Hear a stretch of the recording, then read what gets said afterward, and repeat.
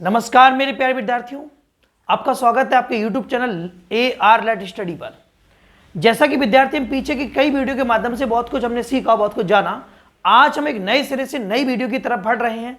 मेरे विद्यार्थियों, मुझे उम्मीद है आप मेरे साथ जुड़े होंगे, दिल और दिमाग और दिलो जान से मेरे साथ आप जुड़े होंगे और मुझे उम्मीद है आप नोट्स कॉपी पेन लेकर के बैठे होंगे और बारी बारी से चीज़ों को आप नोट कर रहे होंगे। मेरे विद्यार्थियों, उम्मीद करते हैं आप जहां भी होंगे, जैसे भी होंगे, खुशहाल होंगे, मस्त होंगे, जानदार और शानदार बढ़िया होंगे। और आप जैसे भी अवस्था में बैठे होंगे, मुझे उम्मीद है आप कॉपी पेन लेकर के बैठे होंगे और बारी बारी से टॉपिक को नोट कर रहे होंगे और बारी बारी से चीज़ों को आप लिख रहे होंगे, बना रहे होंगे। उम्मीद करते हैं आपके साथ जो महिलाएं, बहन, बेटियां आपके साथ जुड़ी हैं और वो अपने आप को महफूज या सुरक्षित महसूस कर रही होंगी, ऐसा आपका आचरण होगा। उम्मीद करते हैं हम बच्चा। आगे बढ़ते जनाब, पीछे के कई टॉपिक के माध्यम से, कई वीडियो के माध्यम से बहुत कुछ हमने सीखा, बहुत कुछ जाना। आज का ये टॉपिक, आज का ये वीडियो बहुत इंपॉर्टेंट, बहुत ही महत्वपूर्ण वीडियो है। इसके माध्यम से आने वाली कई प्रतियोगी परीक्षाओं में हम बहुत कुछ जानने वाले और बहुत कुछ सीखने वाले हैं। मेरे विद्यार्थियों, उम्मीद करते हैं कि आपने पीछे के टॉपिक पढ़े होंगे और पीछे के कई वीडियो के माध्यम से आपने चीज़ों को सीखा होगा और कई वीडियो के माध्यम से आप सीख भी रहे होंगे, जान भी रहे होंगे। जो विद्यार्थी पीछे के वीडियो को नहीं पढ़ करके आए हैं, वो विद्यार्थी, मैं उम्मीद करूंगा वो पहले वो वीडियो पढ़ करके आए, जिससे कि आगे आने वाले सभी वीडियो आपके धीरे धीरे समझ में आने लगे और एक बेहतरीन नोट्स ग्रंथ के रूप में आपका तैयार हो जाए, जिसमें आने वाली विभिन्न प्रकार की प्रतियोगी परीक्षाओं में आपको बहुत सारी मदद और मेहनत मेरी और मदद आपकी, आपको उज्जवल भविष्य की कामनाओं के साथ आगे बढ़ाती रहेगी मेरे बच्चों। तो शुरू करते वहां से जहां हमने छोड़ा था। हमने बौद्ध धर्म के बारे में बहुत कुछ जाना, हमने जैन धर्म के बारे में बहुत कुछ जाना, हमने पीछे कई ऐसे धर्म थे जिनके बारे में बहुत गहन अध्ययन करके बहुत सारी चीजों को इकट्ठा किया और हमने जाना। मेरे बच्चों, जैन धर्म से कई ऐसी व्यवस्थाएं, कई ऐसे ज्ञान की बातें और कई ऐसे ग्रंथ या उनमें लिखी बातें जो कि बौद्ध धर्म से मिलती जुलती हैं और इससे अपना संबंध रखती हैं। मेरे बच्चों, जैन धर्म और बौद्ध धर्म में एक सिमिलरिटी, एक समानता और है कि यहां ये दोनों ही धर्म अनीश्वरवादी रहे हैं। मेरे बच्चों, ऐसे कई इंटरेस्टिंग फैक्ट, कई ऐसी जानकारियां हम इस वीडियो के माध्यम से सीखने वाले हैं। उम्मीद एक बार फिर से करेंगे हम आपसे कि आप कॉपी पेन लेकर के बैठ गए होंगे और बारी बारी से चीजों को आप लिख रहे होंगे। चलो बढ़ाते वहां से जहां हमने पीछे छोड़ा था, उसके बाद उस टॉपिक की बात करेंगे जहां से हमने चीजों को छोड़ दिया था। आगे के बढ़ रहे हैं। मैंने अंतिम बिंदु लास्ट पॉइंट में आपको पढ़ाया था, जिन बिंदुओं को लास्ट पॉइंट में हमने पिछले की वीडियो में हमने आपको पढ़ाया था। उम्मीद करेंगे वो बात आप कमेंट बॉक्स में जरूर लिख करके बताएं, जिससे हम जान पाएं कि आपने पिछला वीडियो आखिरी बिंदु तक देखा है और आप समझ के आए हैं। मेरे बच्चों, चलो भाई आगे बढ़ते हैं जनाब। बौद्ध धर्म क्या है? बौद्ध धर्म और इससे संबंधित कई ऐसी बातें हम पीछे जान चुके, पीछे सीख चुके थे। मेरे बच्चों, इस बौद्ध धर्म को दो भागों में विभाजित कर दिया गया। इस बौद्ध धर्म के दो भाग हो गए और वो दो भाग आपके, पहला हीनयान और दूसरा भाग महायान में, ये जैन धर्म के रूप में जो हम पीछे कई बातें सीख चुके थे, आज बौद्ध धर्म के दो बातें और सीखेंगे। मेरे बच्चों, वो थी आपकी कि चतुर्थ बौद्ध संगति। देखो, इसमें कई बौद्ध संगतियां हुई। आपको बौद्ध संगति संबंधित एक टॉपिक हम अलग से नया वीडियो बनाकर हम आपको दे देंगे और उसमें आप बारी बारी से आप चीजों को समझ करके नोट्स में अपने स्थापित कर लीजिएगा मेरे बच्चों। लेकिन यहां लूसेंट की बुक का समग्र रिवीजन और उसकी बेहतरीन चीजों के साथ, एक बेहतरीन कंटेंट के साथ हम चीजों को इकट्ठा कर रहे हैं और लिख रहे हैं। मेरे विद्यार्थियों, चतुर्थ बौद्ध संगति क्या है और इसके अंतर्गत किन बातों को रखा गया है, किस राजा के समय में ये चतुर्थ बौद्ध संगति हुई, अर्थात एक बौद्धों की मीटिंग, इसको बौद्ध संगति का नाम दिया गया होगा। सभी बौद्ध मिलकर के एक मीटिंग अरेंज करते थे और उस मीटिंग के अंतर्गत विभिन्न प्रकार के नियमों, उनसे चलने वाली व्यवस्थाओं के बारे में वर्णन किया करते थे। मेरे बच्चों, उसी समय की बात है। ये बौद्ध धर्म के जो लोग थे, इनके जो अनुयायी थे, वो कई प्रकार के अनुयायी, हमने पीछे की वीडियो में आपको बताया है, एक कई प्रकार के अनुयायी थे। उसमें एक वर्ड हमने आपको बताया था, उपासक। उपासक वो व्यक्ति हुआ करते थे जो कि बौद्ध धर्म से अपना संबंध रखते थे, लेकिन वो गृहस्थ जीवन में भी जुड़े हुए थे। ये मैंने कुछ बातें आपको पीछे बताई, आज मैं यहीं से फिर आगे बढ़ाता हूं। मेरे बच्चों, आपको बताने वाला हूं कि चतुर्थ बौद्ध संगति के बाद बौद्ध धर्म दो भागों में बट गया। मेरे बच्चों, वो दो भाग कौन कौन से भाग थे मैंने बताया आपको। पहला भाग था आपका हीनयान और दूसरा भाग था आपका महायान। मेरे बच्चों, महायान संप्रदाय का आदर्श वाक्य ये है, महायान जो वर्ड है, इसका मतलब, इसका मीन्स क्या है? बोधिसत्व है। मेरे बच्चों, इसका मीन्स, इसका मतलब बोधिसत्व है मेरे बच्चों। आपको दूसरी बात बताएं कि हीनयान का आदर्श वाक्य जो है, या हीनयान का आदर्श मतलब ये है, हीनयान का शाब्दिक अर्थ ये है, हीनयान का मतलब ये है अरहत।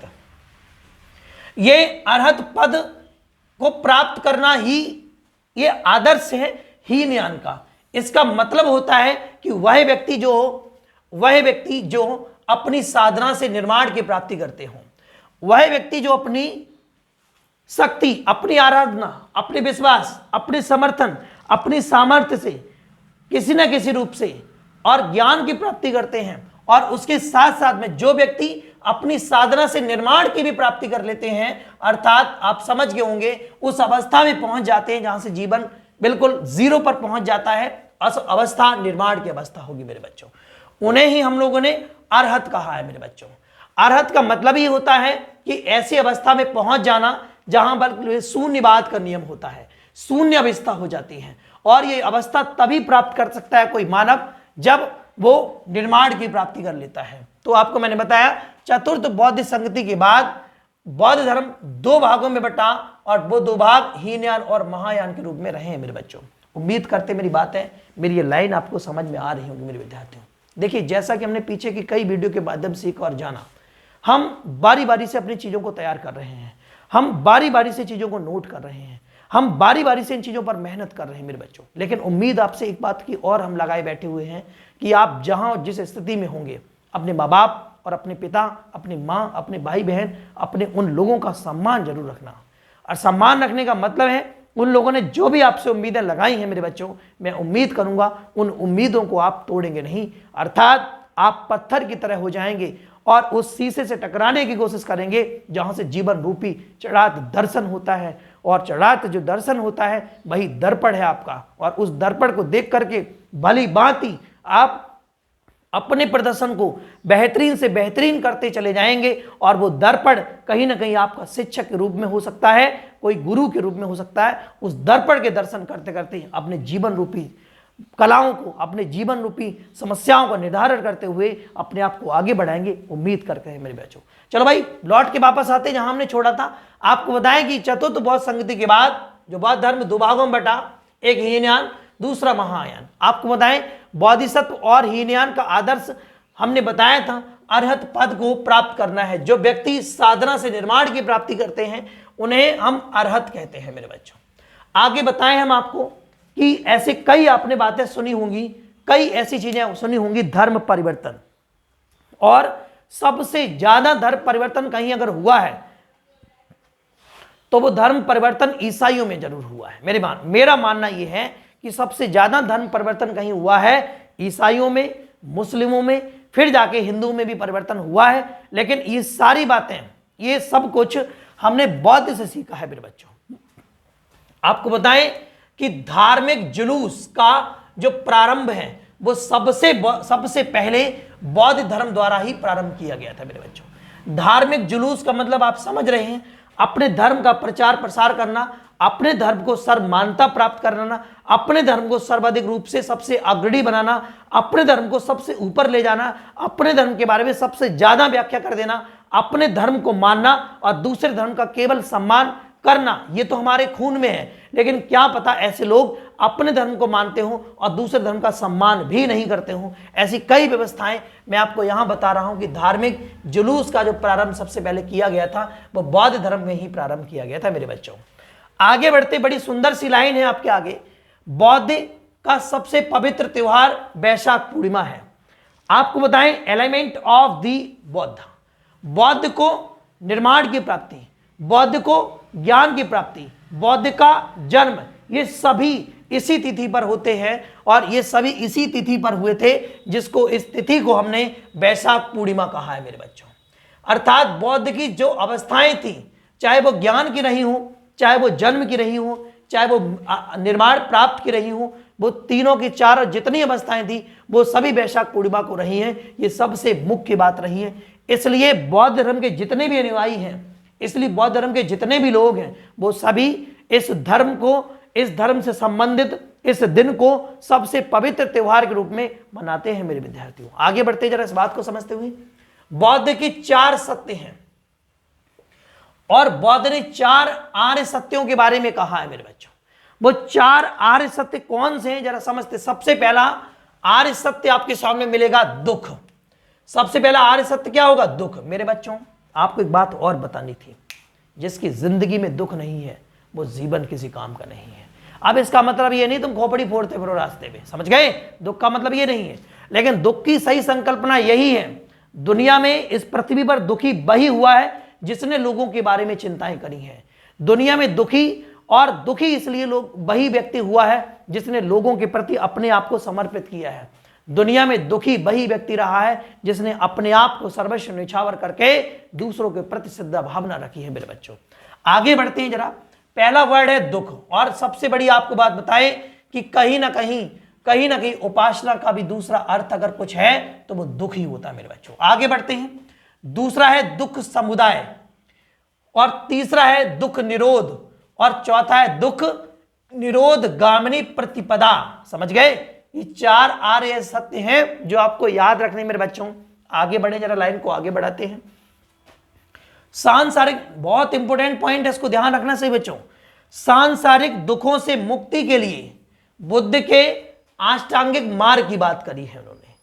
बुद्ध के अष्टांगिक मार्ग जो कि किस प्रकार से दिए गए हैं बोर्ड पर लिखे हैं, बारी बारी से आप नोट करिएगा। आपको बताएं सांसारिक दुखों से बुद्ध ने बताया कि सांसारिक दुखों से मुक्ति अगर चाहते हो आप तो कौन से 8 मार्ग आपको अपनाने हैं जरा समझते। सबसे पहला मार्ग आपका होगा सम्यक दृष्टि। आपकी नजर अच्छी होनी चाहिए, आपका नजरिया सभी के प्रति बराबर होना चाहिए, चाहे वो कितना भी बड़ा व्यक्ति हो, चाहे वो कितना भी छोटा व्यक्ति हो, चाहे वो किसी भी जाति पाति से संबंध रखता हो, कहीं का कोई व्यक्ति हो, यदि आपकी दृष्टि सही है आपका जीवन सुचारू रूप से चलेगा। क्योंकि बौद्ध के सांसारिक जीवन को जीने के लिए, दुखों से मुक्ति पाने के लिए कुछ 8 बातें ऐसी कही गई जिनके बारे में हम पढ़ रहे हैं। सबसे पहले है सम्यक दृष्टि, दूसरा सम्यक संकल्प। आपने बहुत सारे ऐसे देखे होंगे लोग जो जीवन का अपने आधार का आधा पैसा किसी विशेष वस्तु पर खर्च कर देते हैं। कोई संकल्प नहीं है, कोई व्यवस्था नहीं है, कोई भी किसी प्रकार की कोई प्रण प्रतिज्ञा नहीं है और जीवन को जी रहे हैं। जी ही नहीं पाओगे। सत्य यही है कि आपके अंदर संकल्प भी होना चाहिए, आपके अंदर संकल्प की भावना होनी चाहिए। और तीसरा नंबर है सम्यक वाणी। आपकी वाणी में मधुरता होनी चाहिए। मैं आज भी अपने विद्यार्थियों को बताता हूं कि आपको अपनी वाणी में प्रभाव डालना है, अपनी वाणी को बदलना है। जो भी हमसे मिलता है मैं उसको एक बात जरूर समझाता हूं कि आप अपने जीवन में किसी न किसी रूप से अपने वाणी पे अगर प्रभाव डाल पाएंगे, अपनी वाणी को यदि बदलते, अपनी भाषा को यदि बदल लेते हैं, आपका जीवन सुखमय हो जाता है। क्योंकि दुनिया में जिन बड़े बड़े हथियारों से लड़ाइयां नहीं होती हैं वो केवल वाणियों से हो जाती हैं, केवल भाषा के आधार पर लड़ाइयां हो जाती हैं। आपने देखा होगा युद्ध की रणभूमि में सैनिक मारे जाते हैं और युद्ध कराने वाले किसी जगह के सम्राट होते हैं। सम्राट को आदेश देना हो तो जाइए और लड़के आइए। केवल उसने मुख से वाणी से कहा, लेकिन कभी जाके युद्ध भूमि में नहीं देखा कि वहां पे कैसी व्यवस्थाएं होती हैं। पीछे हमने आपको बताया सिकंदर एक ऐसा व्यक्ति था, उसने रणभूमि में जाकर जब लोगों को देखा, उसने देखा कि अरे भैया यहाँ तो हजारों लाखों लोग बेघर हो गए, ऐसे सर कटे मरे पड़े मिले लोग दिखाई दिए। उसका हृदय पिघल गया, वशीभूत हो गया, वो जीवन को छोड़ गया और उसने अपने आप को इन्हीं धर्मों में परिवर्तित करने के बाद अपने जीवन को सुखमय बना लिया। इसलिए उसको सिकंदर महान कहा गया है। क्रूर व्यक्ति अपने आप को समर्पित हो जाए, अपने आप को सुधार कर ले तो कहीं ना कहीं उसको महान बोला गया है, लेकिन महान व्यक्ति नहीं था। कालिंजर की लड़ाइयों के समय उसने कई ऐसी बातें देखी जो कि वो उसके समझ में ही नहीं आई, और आगे कई ऐसी बातें रही होंगी। हम लोग यहाँ पर पहले बातें सीखते हैं फिर आगे बढ़ते हैं मेरे बच्चों।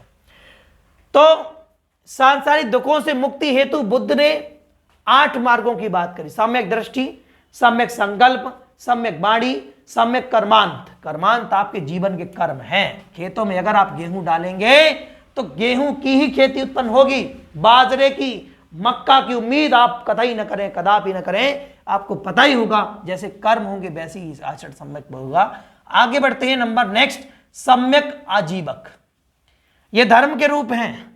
और नेक्स्ट बिंदु आप देखेंगे सम्यक व्यायाम। अगर आपका शरीर स्वस्थ नहीं, उठे धरे सवेरे उठे 12 बजे, क्या शरीर रहेगा, है ना। शारीरिक क्षमताएं नष्ट हो जाएंगी। सूर्योदय से पहले आप अपने जीवन को जगाएं। अब उठ ही रहे दिन के 12 बजे आप, तो क्या ही जीवन जी पाओगे। खैर आगे बढ़ते हैं। और जल्दी उठेंगे तो व्यायाम कर लेंगे, 12 बजे उठोगे कहां व्यायाम की याद आती है ना। तो ये बुद्ध के 8 जीवन में एक बिंदु और जुड़ा था। नेक्स्ट है सम्यक स्मृति, सम्यक समाधि। समाधि का मतलब ये नहीं समाधि कहते हो जाए बैठे हो खत्म हो गए टाटा बाय बाय दुनिया को छोड़ गए, वो समाधि नहीं। कहीं ना कहीं इस प्रकार से आप बैठ जाएं, अपने जीवन को बिल्कुल समाधि के रूप में दे दें, कुछ मिनट कुछ सेकंड कुछ घंटे अपने आप को शांति से बैठा के अपने आप को बिल्कुल शांति प्रदान करें, जैसे कोई व्यक्ति समाधि ले जाता है। यह भी एक व्यायाम का भाग है। और कहीं ना कहीं समाधि आप वो भी समझ रहे होंगे जो आप समझ चुके होंगे। खैर आगे बढ़े। निर्माण बौद्ध धर्म का परम लक्ष्य है, इस बात को भी ध्यान रखेंगे। लेकिन आपने सीखा सम्यक व्यायाम, सम्यक स्मृति, सम्यक समाधि, सम्यक दृष्टि, सम्यक संकल्प, सम्यक वाणी, सम्यक कर्मांत, सम्यक आजीवक। बड़ा मजा आया होगा चीजों को सीखने में। आगे एक मोस्ट इंपोर्टेंट बिंदु है, स्टार मार्क कर लीजिए इसको। निर्माण जो है बौद्ध धर्म का परम लक्ष्य है, इसका अर्थ है दीपक का बुझ जाना। समझ गए आप, मेरी बात समझना। निर्माण जीवन का परम लक्ष्य है, किनका? बौद्धियों का। और इसका अर्थ है दीपक का बुझ जाना, अर्थात जीवन मरण के चक्र से मुक्त हो जाना ही कहीं ना कहीं निर्वाण कहा गया मेरे बच्चों। समझ गए? जीवन के जन्म मरण की व्यवस्थाओं से, इस चक्र से मुक्ति पा लेना ही आपको बताएं कहीं ना कहीं इस बात को आपका परम लक्ष्य अगर किसी को बताया गया है वो निर्माण को बताया मेरे बच्चों। आगे बढ़ते हैं जरा। आगे बताएं, बौद्ध ने निर्माण प्राप्ति के लिए 10 सीलों पर बल दिया, अर्थात उनके द्वारा 10 ऐसी बातें कही गई जिनके द्वारा मनुष्य अपने जीवन में निर्माण की प्राप्ति कर सकता है, निर्माण के जीवन में निर्माण के तरफ आगे बढ़ सकता है। और निर्माण प्राप्ति के लिए बहुत ही मुख्य बिंदु है, जरा मेरी बात को थोड़ा थोड़ा समझते चलिएगा मेरे बच्चों। आपको बताएं कि बौद्ध ने निर्माण प्राप्ति के लिए 10 सीलों पर बल दिया। उनमें सब निर्माण का मतलब सीधी सी बात धीरे धीरे अपने आप को खत्म कर देना, सीधी सी बात, ये ध्यान रखेंगे सारे बच्चे। आगे बताएं, 10 सीलों पर बल दिया। वो 10 सील कौन कौन से था? सबसे पहला सील था अहिंसा, दूसरा सत्य। जन आया कि तुमने काउस कह दी 10 बजे वहां खड़े मिलेंगे, है ना, और तुम 10 बजे नहीं पहुंचे, दूसरा व्यक्ति 10 बजे पहुंच गया। अब तुम सोच रहे बुलाया मैंने, खड़ा होगा, कोई दिक्कत नहीं।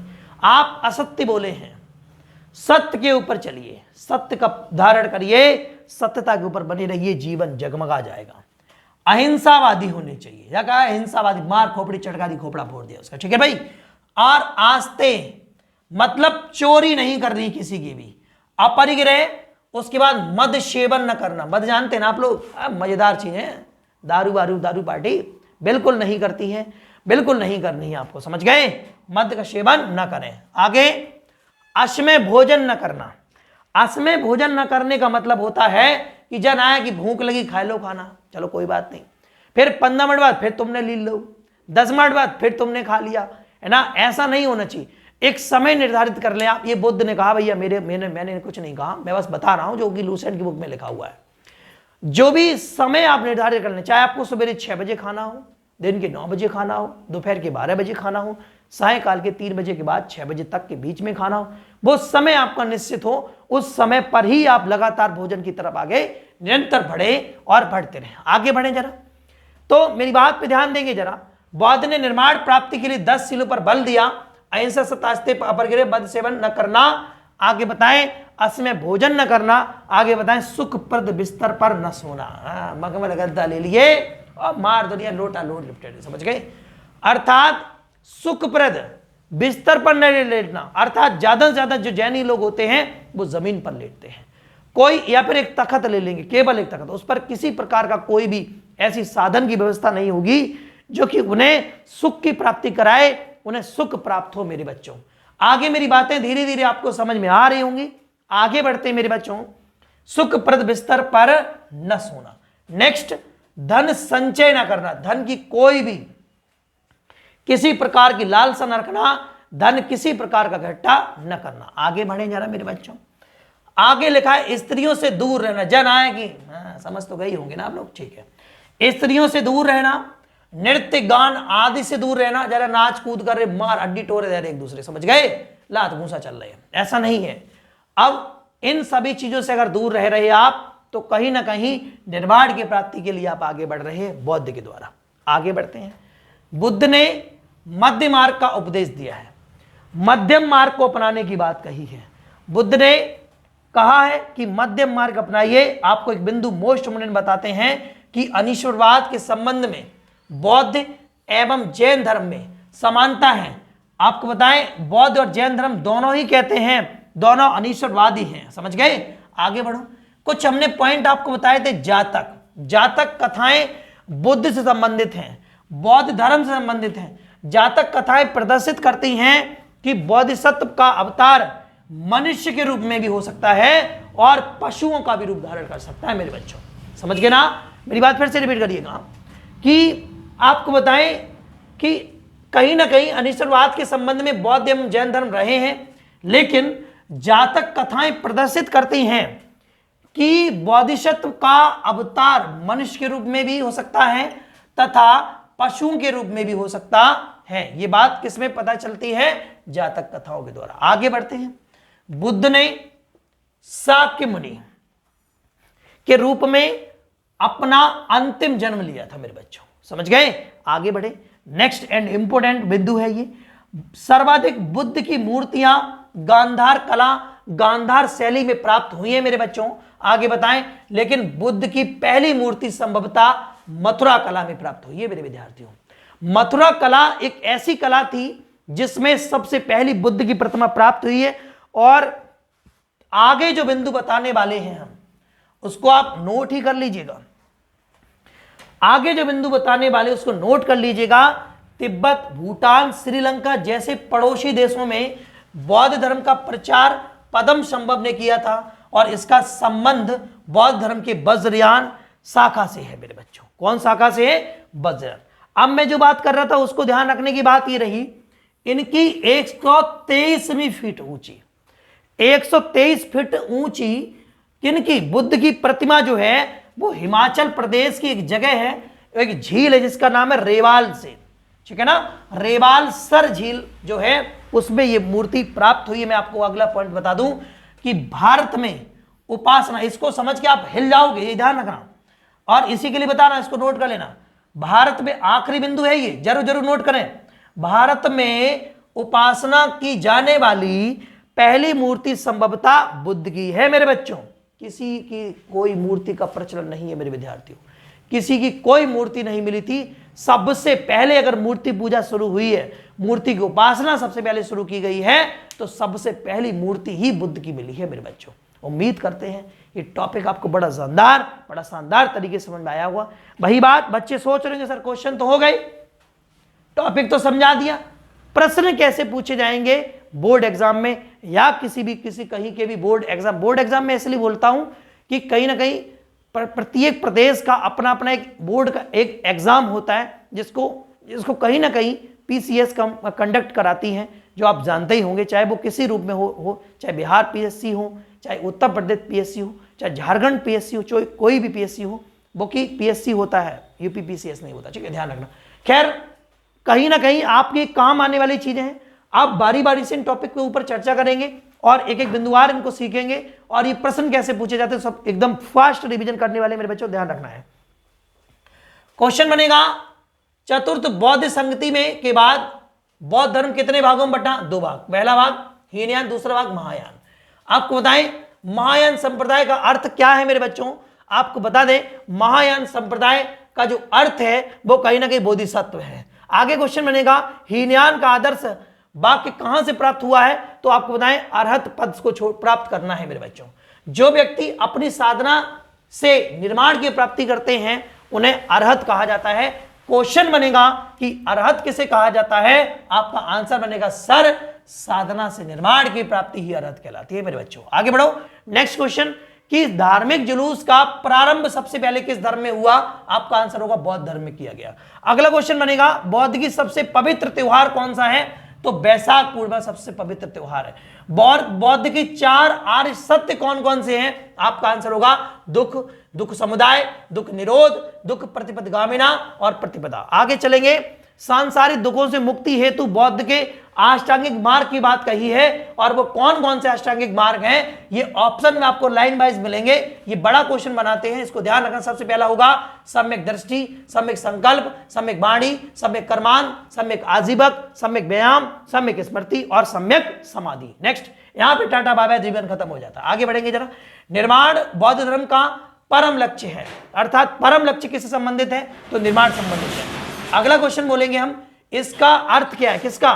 परम लक्ष्य निर्माण का अर्थ क्या है? तो आपका आंसर होगा दीपक का बुझ जाना ही निर्माण का शाब्दिक अर्थ होगा मेरे बच्चों। अगला क्वेश्चन, जीवन मरण के चक्र से मुक्त हो जाने को बौद्ध ने किससे संबंधित बात कही है? आपका आंसर होगा निर्माण प्राप्ति ही को उन्होंने जीवन मरण संबंधित बात को कहा है मेरे बच्चों। अगला नेक्स्ट क्वेश्चन, ध्यान रखना सारे बच्चे, इसको दिमाग में फीड कर लेना। मोस्ट इंपोर्टेंट क्वेश्चन है और ये पेपर में कई बार पूछा गया है, इसको ध्यान रखेंगे सारे बच्चे। तो नोट करते, बौद्ध ने निर्माण प्राप्ति के लिए कितने सीलों पर बल दिया था? आंसर होगा 10 सीलों पर बल दिया था। अब ये 10 सील तो नहीं पूछे जाएंगे, लेकिन इनमें 3-4 क्वेश्चन जरूर बन जाते हैं। सबसे पहले अहिंसा, सत्य, आस्ते, अपरिग्रह, मद्य सेवन न करना और असीम भोजन न करना, सुखप्रद बिस्तर पर न सोना और धन संचय न करना, स्त्रियों से दूर रहना, नृत्यगान आदि से दूर रहना। यह क्वेश्चन आपका बन जाएगा। आगे नेक्स्ट प्रश्न देखिए जरा, बौद्ध ने किस मार्ग का उपदेश दिया है? बौद्ध ने किस मार्ग के बारे में अपनी बात को कहा है? आपका रियल आंसर होगा कि बौद्ध ने मध्य मार्ग को अपनाने की बात कही है मेरे बच्चों।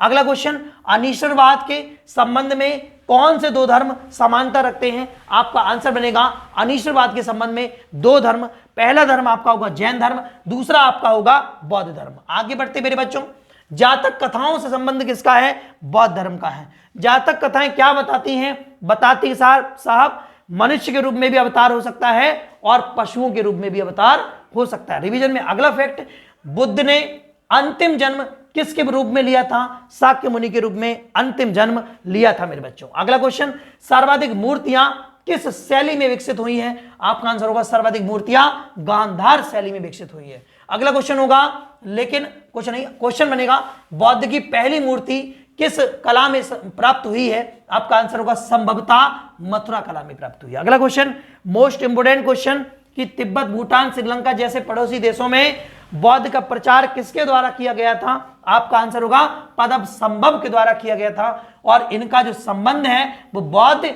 धर्म के वज्रयान से संबंध है मेरे बच्चों। अगला पॉइंट बनेगा, इनकी 123वीं फीट ऊंची मूर्ति कहां से प्राप्त हुई? किनकी? बौद्ध की 123वीं फीट ऊंची मूर्ति कहां से प्राप्त हुई है? आपका आंसर होगा प्यारा सा कि इनकी जो मूर्ति है वो हिमाचल प्रदेश की जगह रेवाल सर झील से ही प्राप्त हुई है मेरे बच्चों।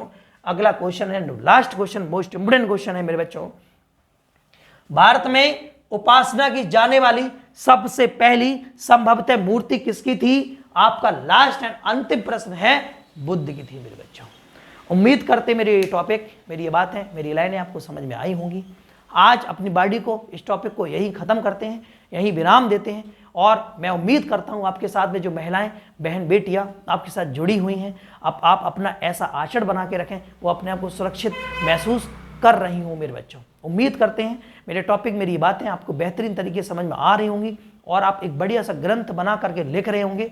और मैं उम्मीद करूंगा लूसेंट की बुक का सारा निचोड़ आपको इसी बोर्ड पे धीरे धीरे मैं देने वाला हूं और आप इसको बारी बारी से नोट कर रहे होंगे, लिख रहे होंगे और तरीके के साथ इसको बना रहे होंगे। और आज अपनी बॉडी को, अपनी बात को यहीं खत्म करते हैं। मिलते हैं इसके आखिरी बिंदु, आखिरी टॉपिक में। बस कल इसका अंतिम टॉपिक, अंतिम बिंदु होगा। उम्मीद करते मेरी बातें, मेरी लाइन्स आपको बड़ी प्यारी लगी होंगी। जय हिंद, जय भारत, धन्यवाद।